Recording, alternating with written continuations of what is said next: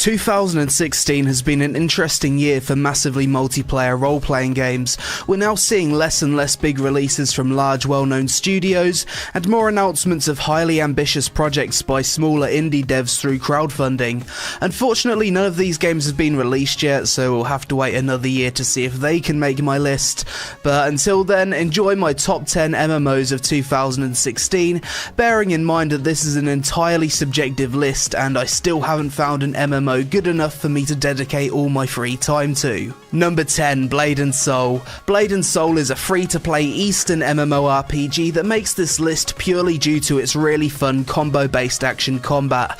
I'd certainly describe this as a game that's more focused on PvP, with its highly popular competitive arena mode that you'll be spamming at endgame.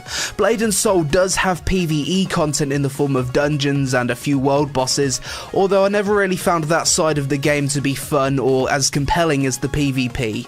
Visually, Blade & Soul does look a little bit outdated now, and the world it's set in is instanced with a lot of loading screens and invisible barriers, which I don't really like too much. It's also very heavy on the Eastern theme. Only really a game that I could recommend if you're a big fan of PvP. Number 9, Arcade. Arcade is a really good MMORPG. It has fast-paced tab-targeting combat that feels impactful and has great animations. It's a completely open-world game without loading screens, has a mixture of both PvP and PvE content, an in-depth crafting and profession system, real space player housing, and the ability to sail the seas in your very own boat. Sounds amazing, right? Well, what's the catch? Unfortunately, publisher Tryon is the catch. Despite being a great game, Arcade is held back by many pay-to-win elements on the cash shop, a ton of RNG when it comes to item upgrades, and grindy leveling that will make you want to quit the game before you get to the fun stuff. Recently, as of making this video, however,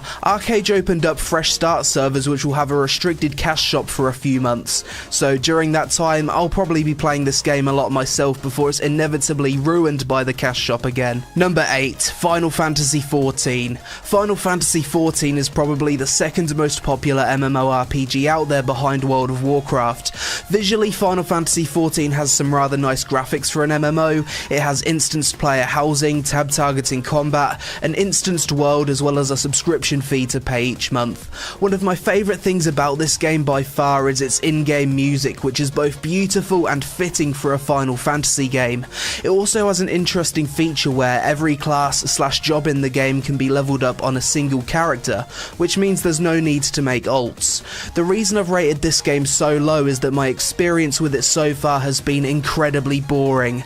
I've had over 70 hours playtime so far on my level 50 rogue/ninja, and wouldn't really consider any of that time spent to have been fun. This is certainly one of those games where people constantly say the game doesn't get fun until you're level 60, so I guess I'll have to play more to see if that's true, but so far I've found the combat and movement to be slow, unresponsive, and lacks any kind of impact.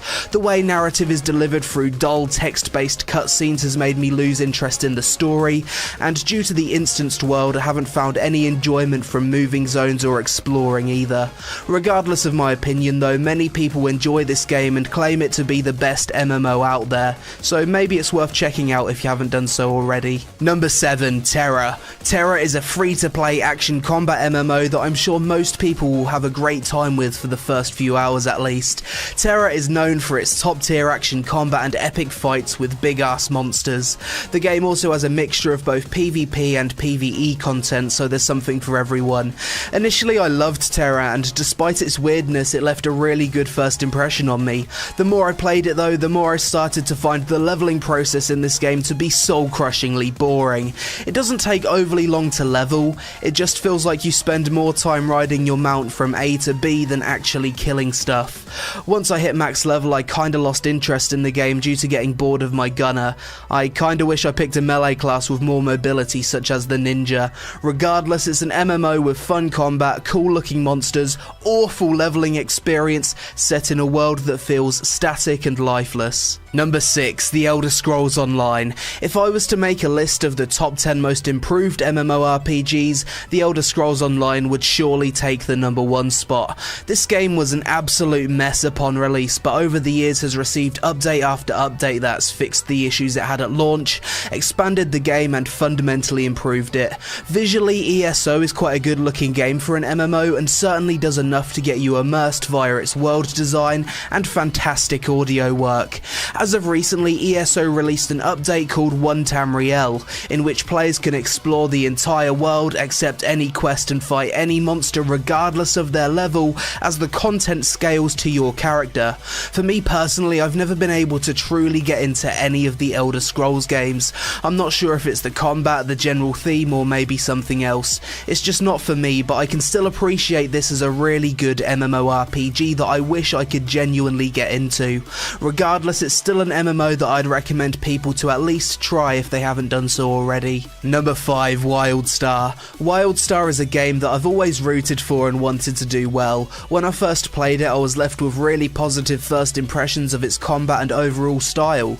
It's a theme park MMO that feels really well polished and familiar if you've played any other theme park MMOs in the past.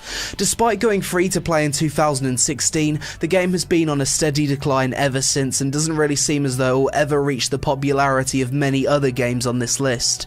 I think the main problem with WildStar is that from an outsider's point of view, it looks like an MMO aimed at kids with its hyper-stylized art style. However, its endgame content is designed for a more hardcore player base, with some of the most intense and difficult raids out there. I don't think many hardcore MMO players want to get invested in a world that's perceivably aimed at a young audience, even though in reality that's not really the case. For me personally, WildStar's a fun MMO that I jump into from time to time, but its overall aesthetic is a bit too cartoony for my liking. I genuinely think the game would have done better if they designed this from the bottom up as an entry-level MMO for younger gamers. Regardless, if you're considering giving WildStar a try, just know that it's one of the few free-to-play, non-pay-to-win MMOs out there, has both PvP and PvE content, some of the best player housing out there, and a very unique and fun combat system, if only it was more popular. Number 4, Guild Wars 2. Guild Wars 2 is probably the best free-to-play MMORPG out there and one that I recommend quite often.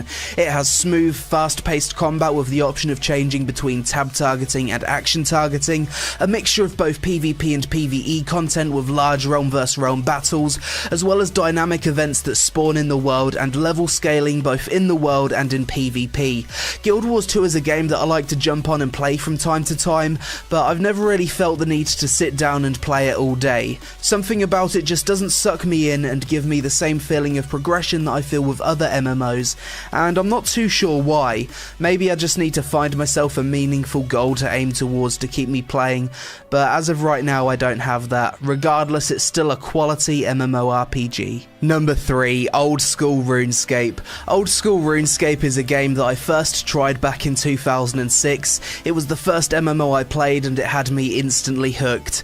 Over the years it went through many changes that I didn't really like, and I eventually stopped playing altogether in 2012 with the release of the Evolution of Combat update, which basically added a new combat system to the game and, in my opinion, took away its simplistic charm. In 2013, players voted to bring back Old School RuneScape servers, which obviously made me really happy. The thing I really like about Old School RuneScape is that it's a very relaxing game with a ton of things to do.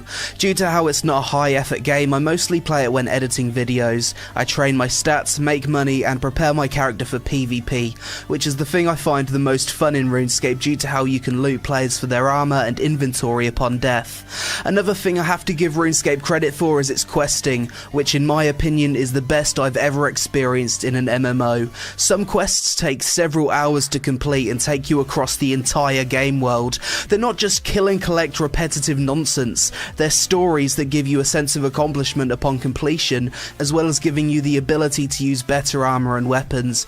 I think the most unique aspect of RuneScape, however, which I've yet to see another MMO try and copy, is the way it deals with your character's level. There's basically 7 different combat stats in RuneScape: attack, strength, defense, magic, ranged, prayer, and hit points. Your character's overall combat level is based on these stats, and due to how the PvP system works in this game, players try to make the most powerful characters possible possible whilst keeping their combat level low. For example, my character has level 60 attack, level 1 defense, I'm working on 99 strength and 99 range. My combat level is only 77, which means I deal a lot more damage than a normal character of my level, whilst taking more damage in the process. There's a lot of different account builds in RuneScape, which in my opinion is a big reason why people still play to this day. Each account build has different best in slot items that need to be hunted down, and different pros and cons. One thing that's a big put off with RuneScape, however, is that the grind is very much real. Number 2, Black Desert Online. Black Desert Online is a game that I've had a love-hate relationship with. It has so many amazing, fun and immersive elements to it, with an equal amount of stuff that will make you want to pull your hair out. It's certainly a game that craves your time, and you'll need to invest a great deal of time into it if you truly want to get anywhere. The reason Black Desert is so high on this list, despite me making a few videos criticising it in the past, is that unlike many games on this list, it has an interesting world that you feel genuinely connected to.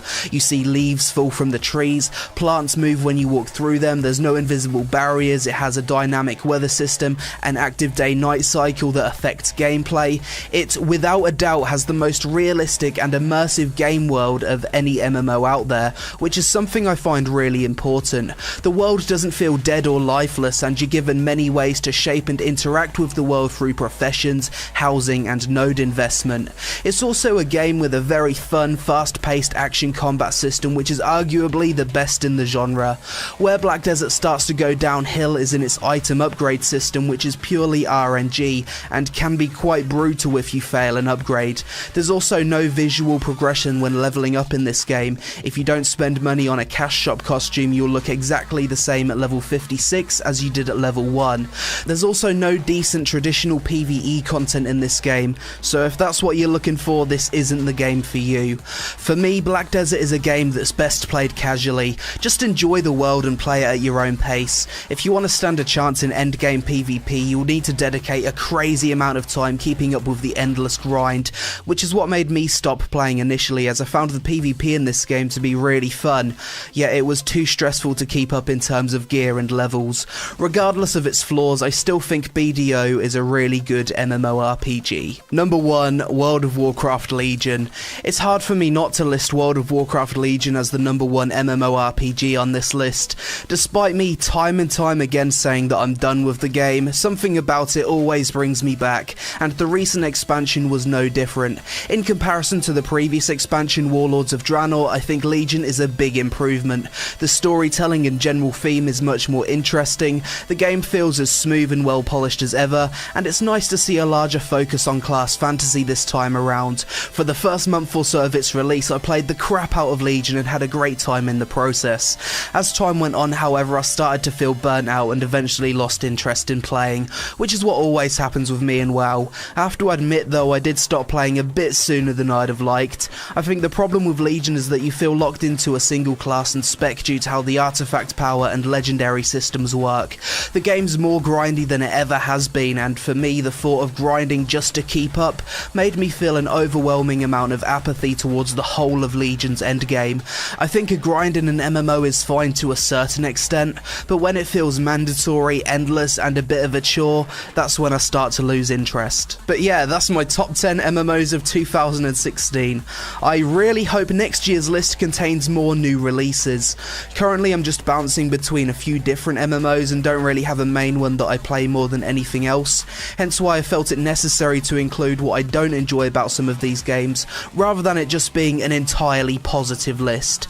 Just in case you want a more objective list of the top 10 MMOs, I threw out a straw poll to my viewers on Twitch to vote on. It has over 2,000 votes and goes as follows: number 10 Blade and Soul, number 9 Terra, number 8 RuneScape, number 7 Star Wars The Old Republic, number 6 Black Desert Online, number 5 Wildstar, number 4 Final Fantasy XIV, number 3 The Elder Scrolls Online, number 2 Guild Wars 2, and number 1 World of Warcraft. But that's it for this video anyway guys. I really hope you managed to get some use out of it and maybe even discovered some new MMOs to try out. I'd love to hear your thoughts and your own top 10 MMO lists in the comments below, and as always, giving this video a like will really help me out, so I'd appreciate it a lot. Thanks for watching, you take it easy, and I'll see you again really soon.